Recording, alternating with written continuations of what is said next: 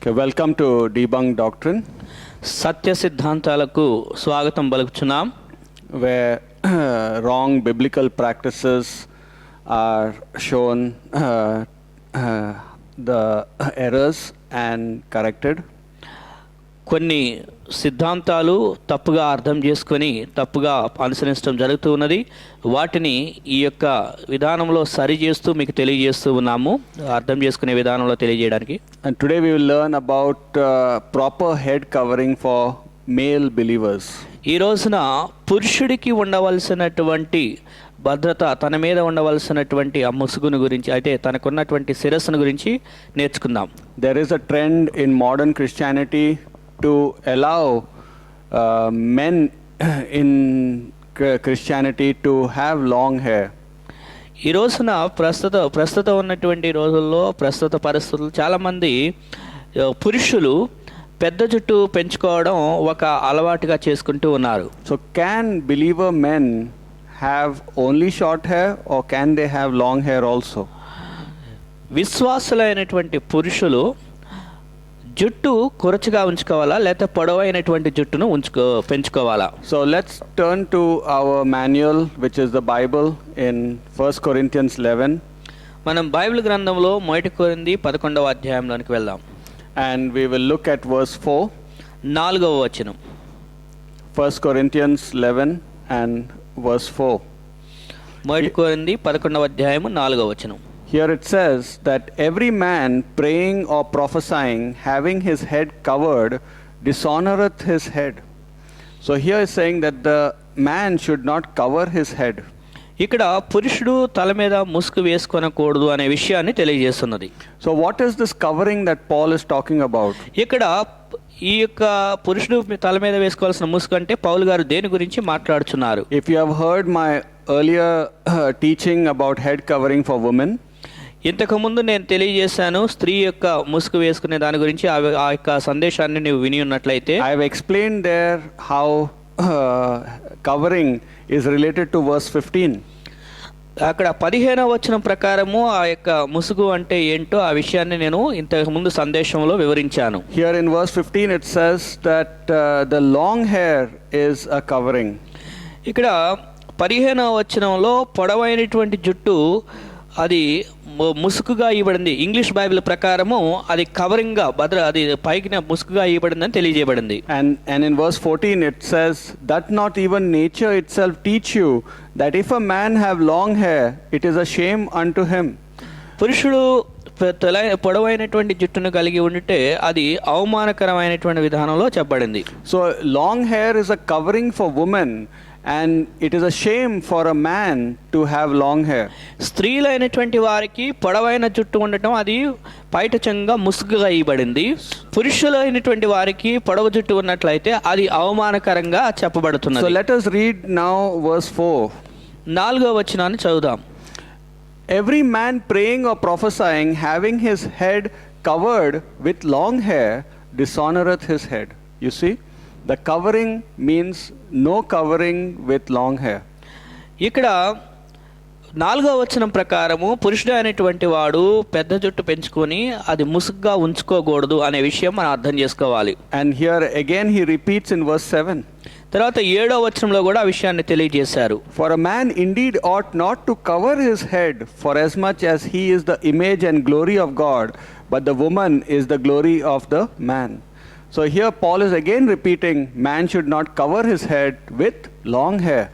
ఇక్కడ 7వ వచనం ప్రకారం మరలా పౌలు గారు ఏం చెప్తానంటే పురుషులైనటువంటి వారు తల మీద ముసుగు వేసుకొనకూడదు అనే విషయాన్ని తెలియజేస్తున్నారు. So it is very clear that male believers should have short hair. దీన్ని బట్టి మనం అర్థం చేసుకోవాల్సింది ఏంటంటే పురుషులైనటువంటి వారు తక్కువ జుట్టును కలిగి ఉండాలి. The idea is that God must be the covering for that man. ఇక్కడ ఉన్నటువంటి అర్థం ఏంటి అంటే దేవుడు పురుషుడికి తలగా అంటే శిరస్సుగా ఉండాలి. And God has made a difference between man's design and woman's design. స్త్రీ యొక్క నిర్మాణానికి పురుషుడి యొక్క నిర్మాణానికి దేవుడు భిన్నత్వం అనే దాన్ని పెట్టాడు. And God does not want anything to come in between him and man. దేవునికి పురుషునికి మధ్య ఏది కూడా ఆటంకంగా రావటం దేవుడికి ఇష్టం లేదు. It does not mean that man cannot wear a cap or a hat or have umbrella over his head. అంటే దాని అర్థము పురుషుడు అయినటువంటి వాడు ఒక టోపీ పెట్టుకోకూడదు, గొడుగు వేసుకోకూడదు అని దాని యొక్క అర్థం కాదు. That is not the meaning here. ఇక్కడ దాని యొక్క అర్థం అది కాదు. The meaning is that he is following God's commandment of having short hair, and he uses these accessories whenever it is needed for external conditions. ఇక్కడ ఈ విధానంలో తెలియజేస్తూ బయట ఉన్నటువంటి పరిస్థితిని బట్టి వివరించే విధానంలో ఇక్కడ చెప్పబడింది. He uses the accessory of a cap or an umbrella for certain weather conditions.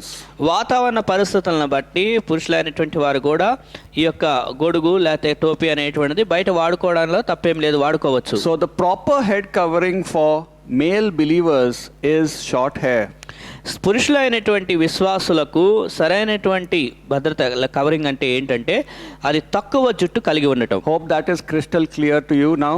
అది మీకు చాలా స్పష్టంగా అర్థమైందని నేను అనుకుంటున్నాను. And today Christian men want to keep long hair as a fashion.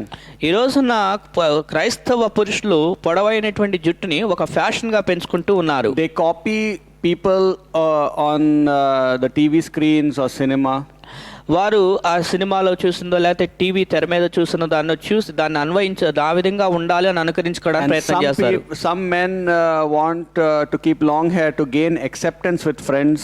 కొన్నిసార్లు కొందరు పురుషులు పొడవైన జుట్టు పెంచుకొని స్నేహితుల మధ్య అదొక గుర్తింపు కోసం కోరుకుంటున్నట్టుగా ఉంటారు. They want to associate with certain group of people. కొందరు రకములైనటువంటి బృందాలతో ప్రజలతో కలిసిపోవాలన్నట్లుగా కొందరు ఆ విధంగా చేస్తుంటారు. So these are not the right reasons. అయితే అవి సరైనటువంటి కారణాలు కాదు. A Christian must not be regulated by the world but by the word of God. ఎందుకంటే క్రైస్తవుడు అనేటువంటి వాడు లోకము చేత ప్రేరేపించబడి జీవించేవాడుగా ఉండకూడదు, కానీ వాక్యము చేత ప్రేరేపించబడి జీవించే వ్యక్తిగా ఉండాలి. If word of God says Christians must not have long hair for men, we should obey it.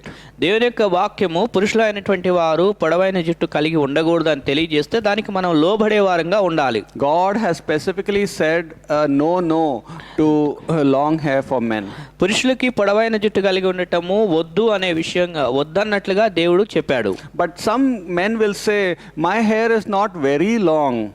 అయితే కొందరు పురుషులు ఏమంటారంటే నాకున్న జుట్టు చాలా పెద్దదేమి కాదండి అంటారు. It is not even below my shoulders. అది నా యొక్క భుజాల కింద దాకా ఏమీ రాలేదు అన్నట్లుగా చెప్తారు. It is less than even my shoulder. నా యొక్క భుజముల కన్నా తక్కువగానే ఉంది అంటారు. And they give excuses for having some certain length of hair. వారు కొన్ని రకాలైనటువంటి కొంత పొడవును కలిగి ఉండి దాని గురించి మరలా సమర్థించుకునే మాటలు చెప్తారు. But you must discern for yourself whether you are obeying God or not. అయితే నీవు దేవునికి లోబడుతున్నావా లేదా అని నీవు పరీక్షించుకోవాలి. God will reveal to you somehow. దేవుడు ఆ విషయాన్ని నీకు బయలుపరుస్తాడు. For example, suppose this man lets his hair loose. ఉదాహరణకి ఒక వ్యక్తి తన యొక్క జుట్టుని బయటికి అట్లా లూజ్గా వదిలేసి ఉంచాడు and some friend of his sees him from far. ఎవరో దూరం నుంచి ఆ వ్యక్తిని చూశాడు అనుకుందాం. And they may say to him, "Arey, I thought you were a girl." వాళ్ళు ఏమంటారంటే అయ్యో నువ్వు ఒక స్త్రీ అని అనుకున్నాను అని అంటారు. I thought a girl was coming. ఎందుకంటే ఒక అమ్మాయి వస్తుందేమో అన్నట్లుగా I could not make out whether it was you or some girl. నువ్వా లేకపోతే వేరే అమ్మాయా అని నేను అనుకుంటూ ఉన్నాను అంటారు. That is a sign to this person that you are not obeying God's word correctly. దాన్ని బట్టి ఏమర్థం అవుతుందంటే నీవు దేవుని వాక్యానికి సరైన విధేయత చూపించట్లేదు అనే విషయం అర్థమవుతుంది. You are bringing confusion to another person. నీవు వేరొక వ్యక్తికి ఒక గందరగోళాన్ని సృష్టించే వ్యక్తిగా ఉంటున్నావు. God is not the author of confusion. దేవుడు ఈ గందరగోళంకు కర్త కాదు. People will be confused. Are you a man or a woman? ప్రజలైనటువంటి వారు నువ్వు పురుషుడువా స్త్రీయా అని వారు కొద్దిగా అనుమానపడే సందేహంతో ఉంటారు. So when there is confusion in others in certain instances, then it is a sign to you that you are not obeying God's word. నీ విషయంలో కొందరికి కొన్ని సందేహాలు ఉన్నాయి అంటే గందరగోళానికి గురవుతున్నారంటే దాన్ని బట్టి నీవు దేవుని వాక్యం పట్ల విధేయత చూపించట్లేదు అనే విషయాన్ని గ్రహించాలి. Yes, there are people in the Bible who had long hair. అవును, బైబిల్ గ్రంథంలో కూడా కొందరు పొడవైన జుట్టును జుట్టును కలిగిన వారు ఉన్నారు. Like Samson had long hair. సంసోను పొడవైన జుట్టును కలిగి ఉన్నాడు. Absalom had long hair. అబ్షాలోము కూడా పొడవైన జుట్టును కలిగి ఉన్నాడు. But they were all in the Old Testament. అయితే వారంతా కూడా పాత నిబంధన కాలం నాటి మనుషులు. Now the rules of the game has changed. అయితే ఇప్పుడు మనకి పద్ధతులు నియమాలు అనేటువంటి మార్చబడ్డాయి. Now you are in the New Testament dispensation. ఇప్పుడు మనం నూతన నిబంధన కాలంలో ఉన్నటువంటి వారు. And so in the New Testament it is different than Old Testament. నూతన నిబంధనలో ఉన్న విషయాలు పాత నిబంధన విషయాలతో విభిన్నంగా ఉన్నాయి. In Old Testament they killed animals to get their sins forgiven. పాత నిబంధన కాలంలో ప్రజలు పాపాలు పరిహరించబడాలని జంతువులను బలిస్తూ ఉండేవారు. Are you going to follow that also of the Old Testament? మరి ఆ పాత నిబంధనలో అది ఉందని చెప్పి ఇప్పుడు నువ్వు అది కూడా పాటిస్తావా? Then why do you give excuse that some people in the Old Testament had long hair? అలాంటప్పుడు మరి పాత నిబంధనలో కొందరు కొత్త పెద్ద జుట్టు కలిగి ఉన్నారని చెప్పి ఆ విధంగా ఎందుకు సాకులు చెప్తున్నావు? And so now the New Testament rule is for male believers to have short hair. ఇప్పుడు క్రొత్త నిబంధన అనేటువంటి నియమం ఏంటంటే పురుషులైనటువంటి విశ్వాసులు తక్కువ జుట్టు కలిగి ఉండాలి. If you want to live in the Old Testament, you have to live completely in the Old Testament. నువ్వు ఒకవేళ పాత నిబంధన అనుసరించి జీవించాలనుకుంటే దాన్ని పరిపూర్ణంగా పాత నిబంధన వ్యక్తిగానే జీవించాలి. Don't just take things which you like. ఏదో నీవు ఇష్టపడినటువంటి భాగం మాత్రమే దాన్ని పాటించాలని అనుకోవద్దు. And then some other people will argue, Pastor, Jesus Christ had long hair. ఇక మరికొందరు నీతో వాదించేది ఏంటంటే పాస్టర్ గారండి యేసుక్రీస్తు వారు కూడా పొడవైన జుట్టును కలిగి ఉన్నారు అంటారు. Jesus Christ came to the Jewish people. యేసుక్రీస్తు వారు యూదా ప్రజల దగ్గరికి వచ్చారు. I don't know the length of his hair. యేసుక్రీస్తు వారి జుట్టు ఎంత పొడవుందో నాకు తెలియదు. I don't know whether he had long hair or short hair. అతనికి పొడవైన జుట్టు కలిగి ఉన్నాడా లేకపోతే తక్కువ జుట్టు కలిగి ఉన్నాడా కూడా ఆ విషయం నాకు తెలియదు. Mostly I think he had hair of the common man. సాధారణమైనటువంటి వ్యక్తి ఎంత జుట్టు కలిగి ఉంటాడో బహుశా అతను కూడా అంతే వ్యక్తి కలిగి ఉంటాడు, అంతే జుట్టు కలిగి ఉంటాడు. Because Judas had to identify him with a kiss. ఎందుకని అంటే ఇస్కరియోతు యూదా అతన్ని గుర్తించబడేటట్టు చేయడానికి ఒక ముద్దు పెట్టుకుంటానన్నాడు. Otherwise Judas could have said, get that man who has long hair.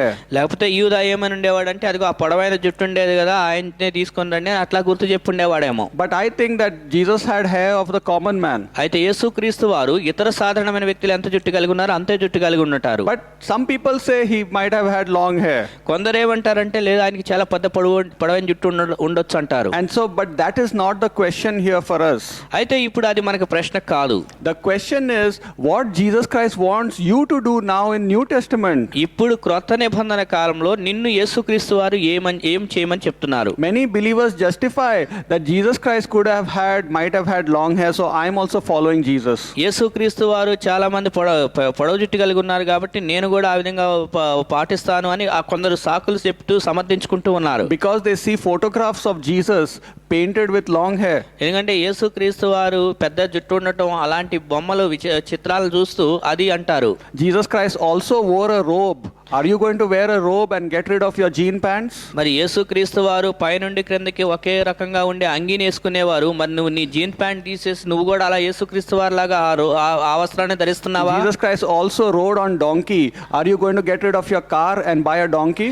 యేసుక్రీస్తు వారు గాడిద మీద ప్రయాణం చేశారు. మరి నువ్వు నీ కారు పక్కన పెట్టి నువ్వు కూడా గాడిద మీద ప్రయాణం చేస్తున్నావా? Don't just take the things of Jesus Christ which you prefer. యేసుక్రీస్తు వారిలో నువ్వు ఇష్టపడింది నేను తీసుకుంటానన్నట్లుగా దాన్ని ఆ విధంగా ఉండవద్దు. The question is not that I'm doing this because Jesus had long hair. యేసుక్రీస్తు వారికి గొప్ప పెద్ద జుట్టు ఉంది కాబట్టి అందుకే నేను చేస్తున్నాను అన్నట్లుగా ఉండకూడదు. The question should not be did Jesus have long hair. యేసుక్రీస్తు వారికి పెద్ద పొడవైన జుట్టు ఉందా లేదా అనే ప్రశ్నే ఉండకూడదు. The question should be what Jesus Christ wants me to do. యేసుక్రీస్తు వారు నన్ను ఏం చేయమంటున్నారు అనేది ప్రశ్నించుకోవాలి. And Jesus Christ has clearly given guidelines to Apostle Paul that to say that man should have short hair. పురుషులైనటువంటి వారు తక్కువ జుట్టు కలిగి ఉండాలని దేవుడు అపోస్తలుడైనటువంటి పౌలు గారి ద్వారా విషయాన్ని క్లియర్గా తెలియజేశారు. For New Testament male believers, Jesus does not permit long hair. నూతన నిబంధన కాలంలో పురుషులైనటువంటి విశ్వాసులకు ఈ యొక్క పొడవైన జుట్టు ఉండటం యేసు అంగీకరించడం లేదు. Hope this is clear to you. ఇది మీకు బాగా అర్థమైందని అనుకుంటున్నాను. And hope you will have the grace to continue learning the Bible and obeying it wherever God reveals to you. దేవుడు నీకు ఏ విషయాలు అయితే బయలుపరుస్తాడో ఆ విషయాలు నువ్వు దాని పట్ల విధేయత చూపించి నడుస్తావని నేను కోరుకుంటున్నాను. And may God bless you as you obey His word specifically. ఈ యొక్క దేవుని వాక్యాన్ని ప్రత్యేకంగా నువ్వు లోబడినప్పుడు దేవుడు నిన్ను ఆశీర్వదించును గాక. Thank you. Thank you.